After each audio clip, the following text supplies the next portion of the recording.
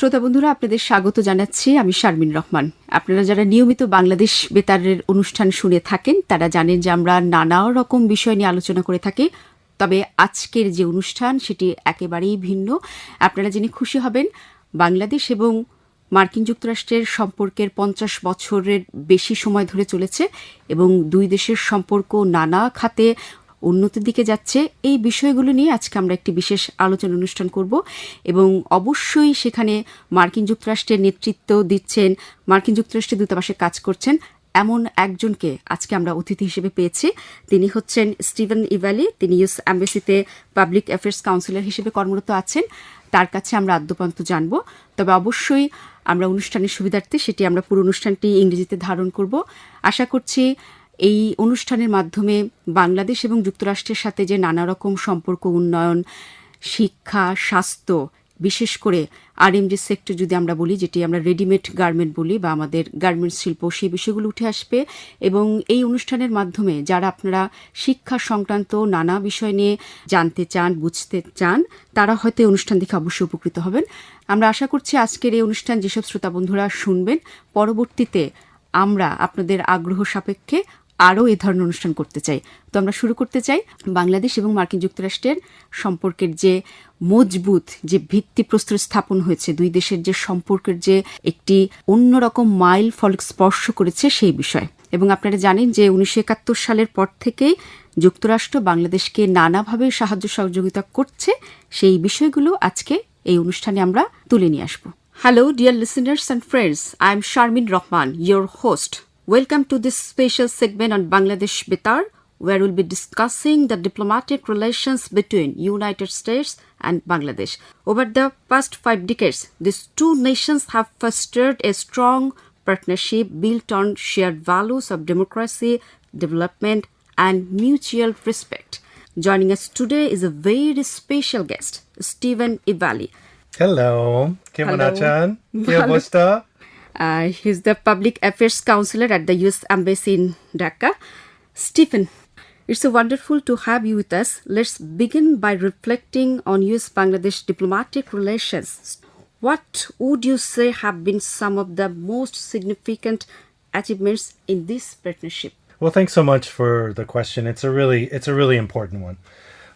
And I would say that the relationship, between the United States and Bangladesh it's not just last year. It's not just the year before. It's not even the decade before. It's been happening for 50 years. Since that time, we've invested $8 billion. $8 billion? $8 billion with a B, with a big B. We want more. Of course, and we could talk about that in the program. We've just signed another $200 million for the next year from the U.S. Embassy on many things. But this investment has gone to many things, like health, like agriculture, like education. It is really one of the signature kind of achievements.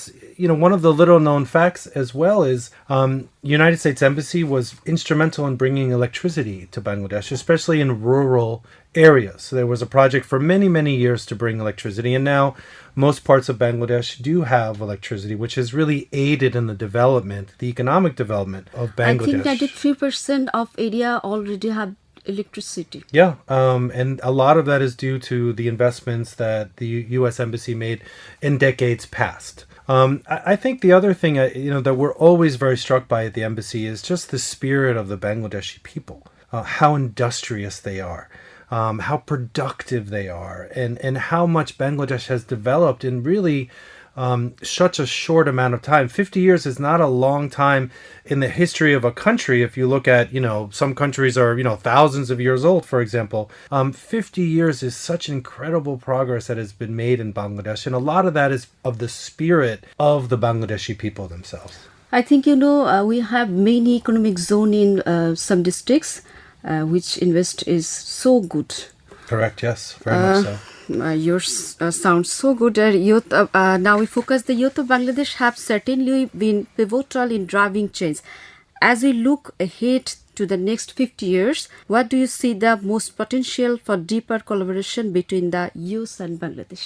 There's so many sectors that we are strengthening our commitment to. whether that's from agriculture. We have a wonderful program called Feed the Future, where we're providing, food for children in schools. Of course, supporting, the Rohingya refugees, supporting students. We have engagements with many, many universities. We send about 100 Bangladeshis a year to the United States. And if you look over time, this is translated into thousands of people that we have sent to the United States on many different programs, whether it's the Fulbright program, whether it's the International Visitor Leadership Program, whether it's the study of United States institutions. We have dozens of programs, and we send, even more, even scores of people to the United States, because we believe that you have to establish these people-to-people ties. You have to invest at the person-to-person level. And what you see is that many times we have a relationship with someone, and then they become an advisor, or they become a minister, or they become in charge of something, and they are really great partners in strengthening the bonds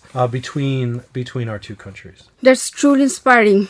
It's incredible how education is at the heart of this partnership. Absolutely. Can you tell us more about how the U.S. plans to continue supporting Bangladesh economic growth, especially as the country emerges as a regional power? Sure. As I said, we invest a lot in the economy, and so we're working a lot with with the interim government and looking at how we can strengthen, how we can build institutions. The hallmark of any democracy is its institutions, how strong those institutions are, how they can withstand pressure. And so I think the interim government is very interested in rebuilding institutions across the board. So there's less corruption, there's more transparency, there's more governance, there's more rule of law.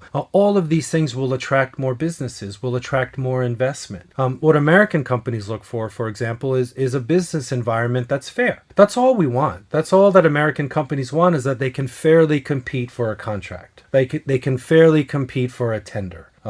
For example. On the education side, we've seen a real explosion of Bangladeshis studying in the United States. Over the last 10 years, the number of Bangladeshis that have chosen to study in the United States to get a world-class American education rose 300%. So 300% increase in 10 years. Now, that's not a mistake. It's because, first of all, American institutions love Bangladeshi students because they're great. They contribute a lot to university life. Many of them come back with this amazing American education and really make a difference in their societies and really contribute to the growth, to the economic growth, to the social growth of Bangladesh. And we're investing more and more and more in that relationship. That sounds very promising for the future thing. Now, democracy and human rights are key pillars of U.S. foreign policy. How does the U.S. work with Bangladesh to advance these values? No, we work in a variety of ways. And, as I think, as you know, America is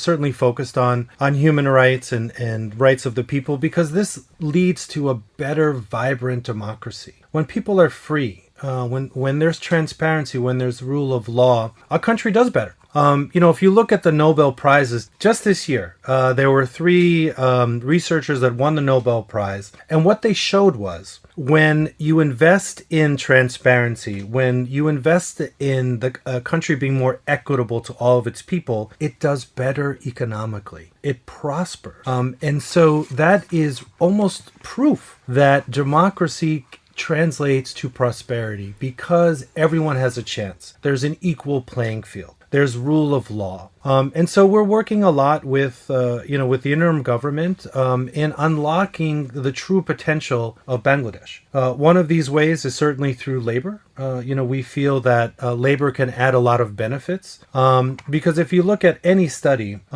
unions get more money for people. Unions help advocate for people. There's better workplace safety when you have unions. There's better wages. There's better pay when you can have somebody advocate for you as a group. And certainly we're working with the interim government on improving labor rights, which could unlock other potential benefits for Bangladesh. And so I think that's very, very important. And it's very important also to support a free media, to support the rule of law, as we've mentioned. All of these are the factors that will make a country more prosperous. Very impressive. Now I want to focus on education again. The strong people-to-people ties between the US and Bangladesh are one of the cornerstones of our relationship. Would you share your thoughts on the impact of educational exchange programs like Education US and how these programs contribute to the stronger bilateral relations? Sure.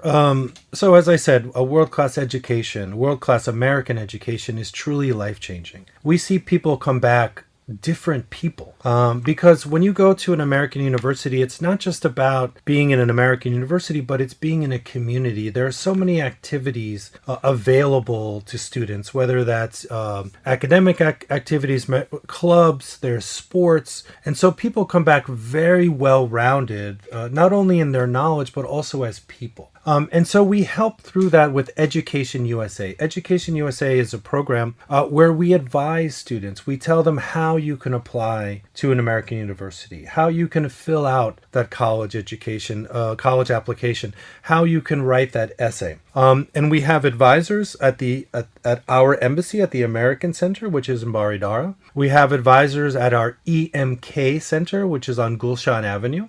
We also have advisors in Sylhet, in Chittagong, Rajshahi, where we have American spaces. You can find all of this on our website. You can also find it at education.state.gov or .gov, where you can find out how you can apply to over 4,500 American colleges and universities. Yes, great. Now I'd like to discuss another important topic. Given the significant role of the ready-made garment industry in Bangladesh economy, what are the key areas where the US can provide support to further enhancing sustainability and competitiveness? Yeah, no, as I said, the United States is the number one destination for the ready-made garments industry in Bangladesh. So they're selling more to the United States than any other country. And so we work very, very closely with the industry, with the interim government on labor and the rule of law and making sure that, people can organize into unions and people can organize into collective bargaining and be able to advocate for themselves. If you look at any study anywhere, this really shows that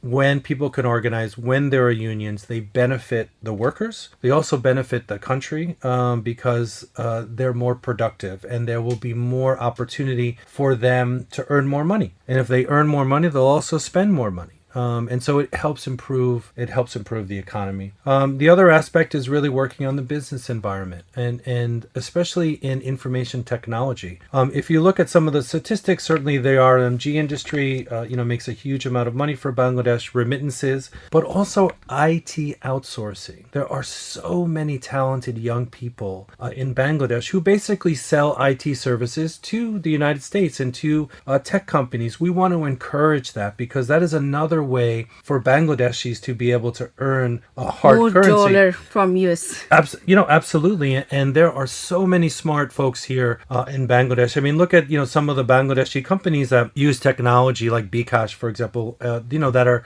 have really used technology to harness some of these, technological innovations. Even on the smaller scale, there are many kind of entrepreneurs who are selling IT services to the United States. And so we really want to encourage that investment in IT, in information technology, in information infrastructure. I mean, that is the future of any country. Digitization and having services like online, for example, whether that's applying for a driver's license, whether that's applying for, any kind of government service. It really helps the economy. It also helps with transparency and it helps with the rule of law as well. Do you think our freelancers' future is good?